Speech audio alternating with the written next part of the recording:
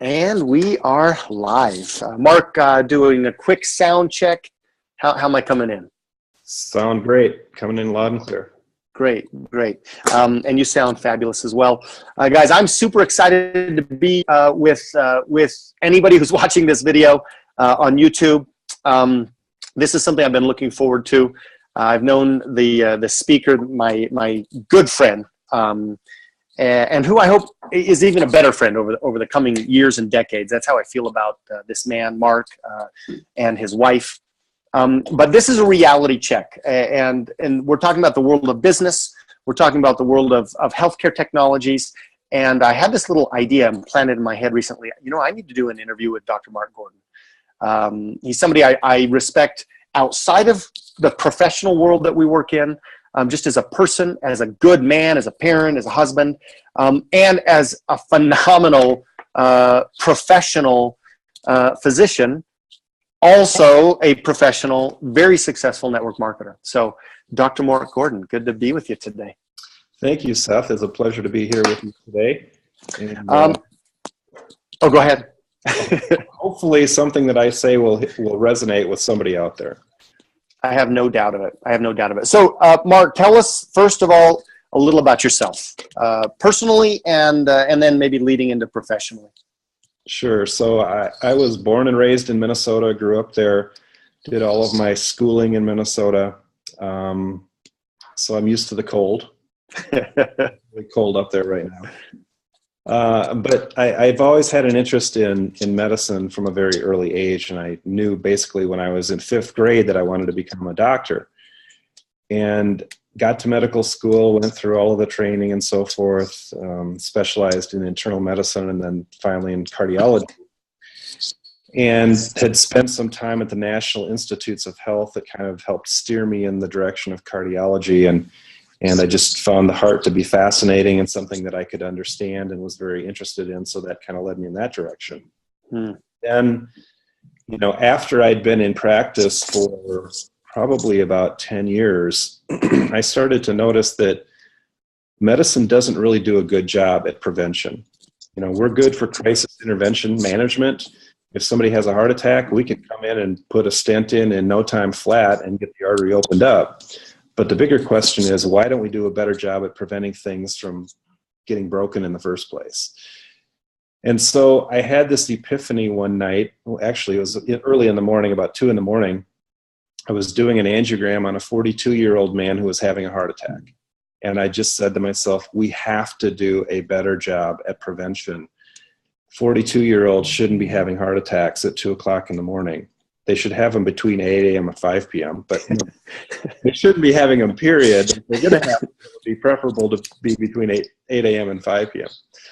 But so when I had that epiphany, that's when I kind of went out and started to research what was out there for physicians to learn more about prevention. So I got involved with some conferences at the University of Arizona, and then ultimately it led me to the path of pursuing a fellowship program in anti-aging and regenerative medicine, which is a lot about prevention, a lot about nutrition, lifestyle management, supplements, and so forth.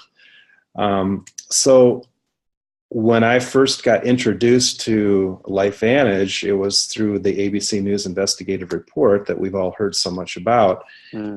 And the person that had forwarded that to me didn't even know I was a physician at the time. She just got my number off of a list. So she happened to call me, and I watched the ABC News investigative report, and little did she know that I was a physician interested in prevention. So that's kind of what got me started on that road with LifeVantage and Pertandem. What was it about that ABC News report that caught your attention? Well, as a cardiologist, I understood the role that oxidative stress plays in the development of cardiovascular disease. And I know that we have good medications for cholesterol and high blood pressure and so forth, but we don't really have anything that targets the oxidative stress component that leads to plaque formation and everything else. So that's probably the one thing that caught my attention. And when I watched that, I thought, this is very intriguing. They didn't have any really negative things to say, but it wasn't enough for me to jump on board. What I needed to do at that point is I needed to do my own due diligence, which I did. I went to pubmed.gov, and it's a website that I was very familiar with. As a physician, we go to that website all the time to get medical information about the latest therapies and so forth. And I went to that website and I typed in the term Protandim, and I found at the time 7 published peer-reviewed studies, and I was reading through them. And then it was the American Heart Association study that really caught my attention. And that's when I said, this stuff has to be the real thing, because the American Heart Association is not going to publish a study in their prestigious journal about snake oil. Right. Awesome. Awesome. So from that, and interestingly enough, I mean, today, as we record this, early 2017, there were 7 studies at the time on that science, and now there are on PubMed, the National Institute of Health website, National Library of Medicine, 22 studies? Correct. Yes. Yes. How significant is that to you? Well, as the physician that was interested in prevention, I would get all of the patients that would come in that would be on all of these different supplements, and all my partners would throw up their hands because they didn't know what any of them were or what they did, because they're trained in medications, not in supplements. But with my training, I did have knowledge about those things. And so oftentimes patients would bring me the latest, greatest thing that they heard about from somewhere, and they would ask me to tell them what my thoughts were on it. So inevitably what I would do is I would go to PubMed and I'd type in the name of the product and I'd see what kind of studies they had. And 99% of the time they didn't have any. Mm-hmm. So that's why when I went to PubMed with Protandim, I was so pleasantly surprised when I saw that they actually did have published peer-reviewed studies. I didn't honestly expect that, but that was the one thing that really made me take a look at this and decide, this is something worthwhile. This is something I need to learn more about. So that's fascinating, by the way. Take us from, okay, this is something very different, the studies, etc. How do you get wrapped up in the business then? I mean, you're not just a consumer, you're not just taking the product, you're full-fledged doing network marketing. How does that happen? I'm the bearded lady at the circus, right? Everybody wants to go see the crazy cardiologist who's doing network marketing. So, back at the time when I was introduced to this in November of 2010, Maria Williams, who was the woman who asked me to watch the ABC News story, she didn't really know anything about me. She didn't know that my wife had just gone through surgery for breast cancer, and that I was actually looking for something to help improve our health. Mm-hmm. And so when the ABC News investigative report was shown to me, that was something that really caught my attention. And I thought, this is something that I want everybody in my family to take for the rest of their lives. But I had no intention whatsoever of doing the business. So when I first signed up, the next morning I got a phone call from Maria and from Carrie Dickey and Carrie Williams welcoming me to the business. And I said, guys, thanks, but I'm not doing the business. I'm just going to take this product. And what ended up happening was, over the next probably 2 months, I had just shared it with a few people who had some significant health issues, and they noticed dramatic improvements in things. And then in January of 2011, we were invited to go to an elite academy down in San Diego. So if you live in the northern part of the country and somebody asks you in January to go to San Diego, you usually say yes. So we said yes to get away from the cold, not really intending to earn or learn much from the elite academy. But what we came away with was, this was an amazing product. We heard Dr. McCord speak about it. We heard the top corporate people and the top distributors speak.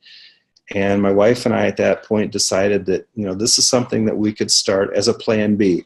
And I said, we'll work hard for a year and we'll see how things go and see where we're at. So we did. We worked very hard. We came back home. We talked to everybody that we knew. We started doing meetings on a weekly basis, and it grew exponentially.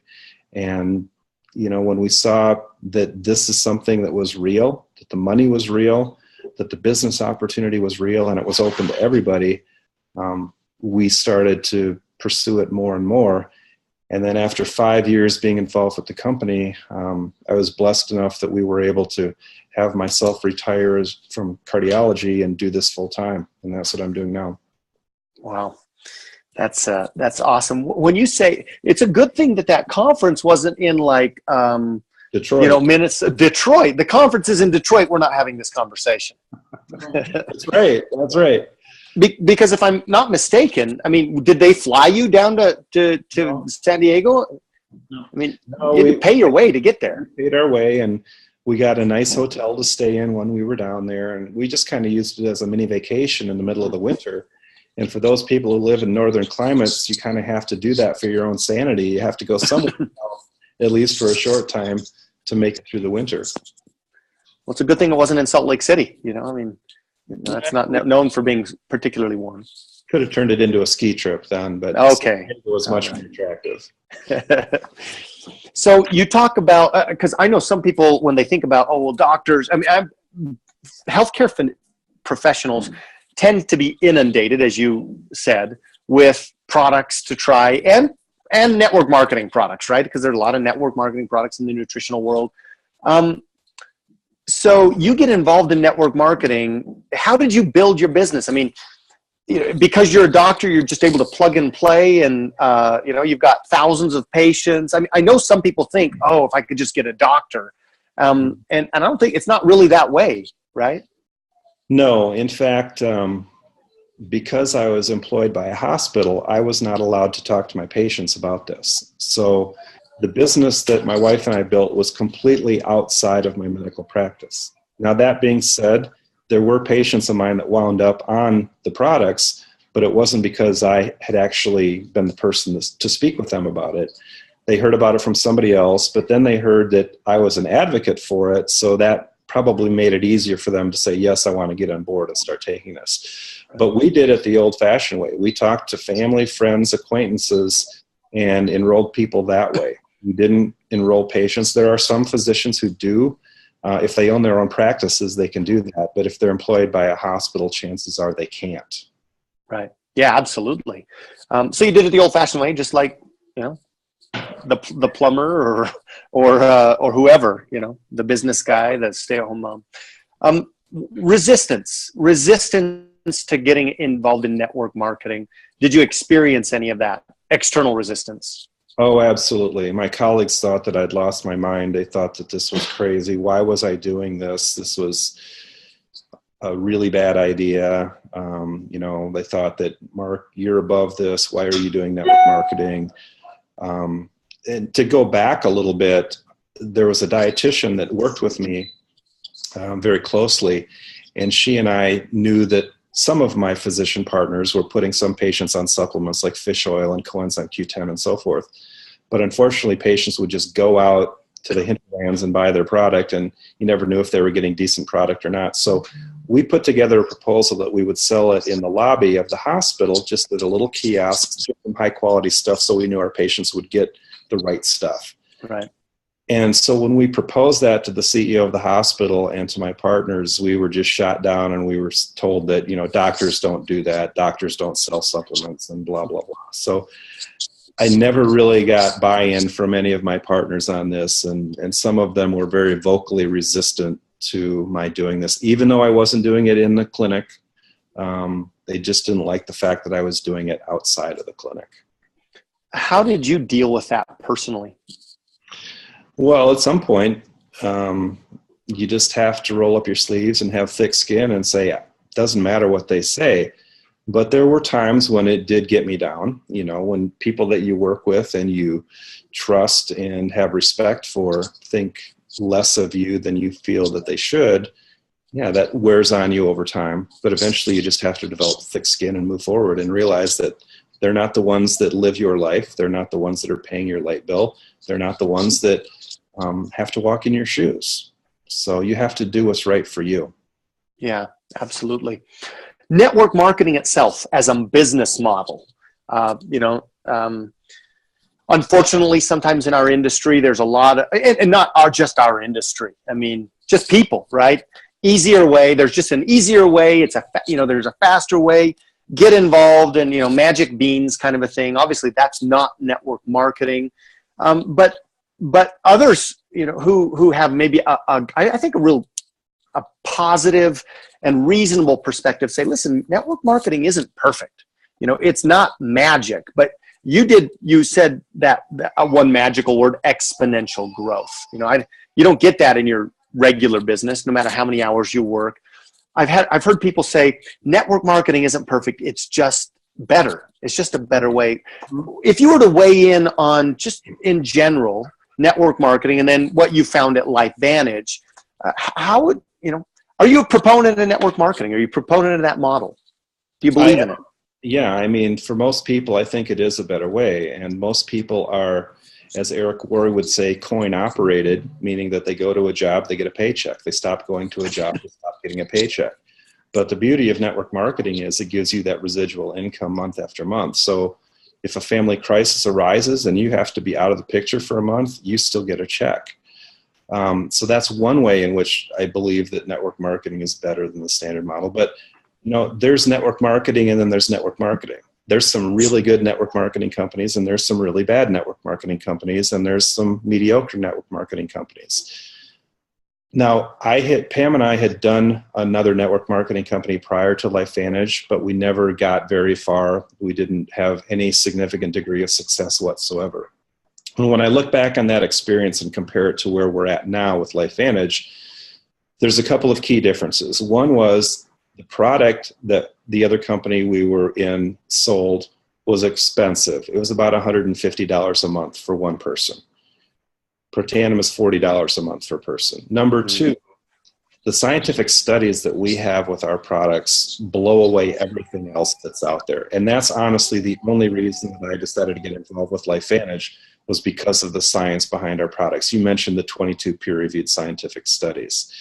That was huge. That was a big, big deal for me. And that made me a strong believer and proponent. And I dug into the science very deeply, learned the mechanism of action of NRF2 and why that was so important and so forth. So that gave me a lot of confidence that what I was doing was indeed the right thing. And then finally, the support that we got in this company was light years ahead of what we had had in the other company. From the moment that we enrolled, we had our people on our team reaching out to us, wanting to help us, coming here to our humble little community in South Dakota to actually do meetings for us. That didn't happen in the other company. So the combination of the price point, the science, and the help that we got from our team were really the key differentiating factors between this and the other company we were in. Awesome. Last question. And this has been, I'm getting tingles right now. Just, my goosebumps are getting goosebumps. This has been awesome. I know that people who are listening to this and who are watching this are going to walk away with an incredibly insightful, inspirational perspective on what they can do with their own life. I'm a new person, or you're a new person. You're looking at LifeVantage right now. And again, keeping it in context, because this is not about Mark Gordon. It's not about you. It's not about me. It's about the person who's behind's in a seat. Maybe they're walking in their smartphone and they're watching this video right now. What's the opportunity for them? Where does this LifeVantage thing and NRF2 activation, gene, genomics, future, and the coming forth of healthcare technologies that essentially nobody knows about? Where does that leave the new person with an opportunity to have life-changing status like you? Well, first off, I would say that network marketing levels the playing field, and it doesn't matter what your background is. You could be, a cardiologist like I am. You could be an attorney. And believe it or not, we actually work together. Doctors and lawyers work together in network marketing. That is to believe. It's like a utopia, right? Right. You could be a doctor. You could be a lawyer. You could be a stay-at-home mom. You could be a plumber. You could be a construction worker. It doesn't matter. Everybody has the same opportunity. And everybody brings a different skill set to the table. Some people have the gift of gab. I don't. My wife does. Some people have a great understanding for the products like I do. Some people have a great understanding for the business model like you do. We're not all perfect. We don't have every one of the individual aspects that perhaps may make you successful. but you can have access to all of those people that are successful. So from a business standpoint, the level playing field is a huge deal, and the fact that you've got so many people to help you out that will help, that their success is distinctly tied to your success. Now, from the standpoint of the science and the products and the NRF2, nutrigenomics, or the bigger term epigenetics, is really a hot new topic in medicine and in healthcare. And we are just beginning to understand the role that not only nutritional supplements, but certain foods and certain lifestyle changes play on turning on and turning off genes in our body. So the example I like to use is this. You may have the genetic predisposition to, say, have colon cancer, and there are certain things that you can put into your body that if you do so, you're going to get colon cancer. But likewise, we now know that there are things that you can put into your body that can turn those genes off so that you don't develop the colon cancer. And that's the whole area of nutrigenomics. And that's exactly what LifeVantage is doing with their products, particularly with the NRF1 and the NRF2 products. And so NRF2, for those of you that don't know, the brief explanation is this. It's a protein that's in every cell in your body, and when it gets turned on, its job is to activate the genes that degrade and neutralize the free radicals. And the free radicals are what cause the oxidative stress. And oxidative stress is linked to hundreds of different health conditions. So you can imagine reducing oxidative stress will be a good thing. NRF2 is the key anti-aging pathway that turns on those genes that helps with that entire process. And likewise, NRF1 is another messenger protein that turns on another set of genes that help to improve the function and the number of the mitochondria, which is also critically important to the entire aging process. So with NRF1 and NRF2, it's kind of like a 1-2 punch. And in the bigger scheme of things, if you look at the medical community now, there's lots of companies that are doing studies on how some people metabolize certain drugs differently and why one drug may work better in one person than another person. Mm-hmm. That's the entire phenomenon of epigenetics and how one person deals with a particular compound in their body. And we at LifeVantage, I believe, are at the cutting edge of that with our NRF1 and our NRF2 technologies. Well, I'm excited to post this. I'm excited to call 20 of my friends, honestly, this week and say, I have something you need to listen to. And that's the beauty of network marketing. It's what you and Pam did when you came home from that event. Fortunately, it was in San Diego. I mean, fortunately.